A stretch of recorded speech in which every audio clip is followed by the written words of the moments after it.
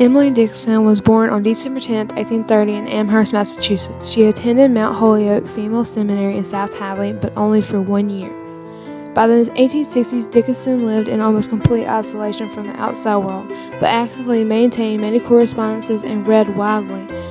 She spent a great deal of this time with her family. Her father, Edward Dickinson, was actively involved in state and national politics, serving in Congress for 1 term. Her brother Austin, who attended law school and became an attorney, lived next door with his wife Susan Gilbert. Dickinson's younger sister, Lavinia, also lived at home for her entire life in similar isolation. Lavinia and Austin were not only family, but intellectual companions for Dickinson during her lifetime.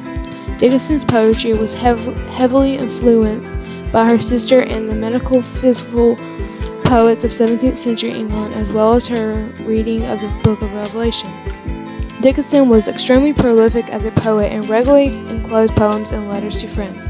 She was not publicly recognized during her lifetime. The first volume of her work was published posthumously in 1890 and the last in 1955. She died in Amherst in 1886. Upon her death, Dickinson's family discovered 40 hand-bound volumes of nearly 1,800 poems.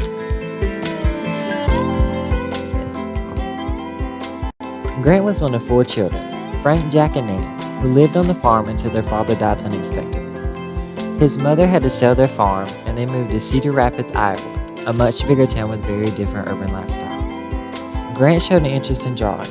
When he was 14, he won a national coloring contest with a crayon drawing of an oak tree. The roots of art were planted. After graduation from high school in 1810, Grant took a train in Minnesota to attend the School of Design and Handicrafts, spending 2 summers there. In 1916, he opened the Wallet, a silversmith shop with his friend Christopher Hago in Park Ridge. In 1920, Grant and Marvin Cohn, his high school friend, traveled to France for the summer.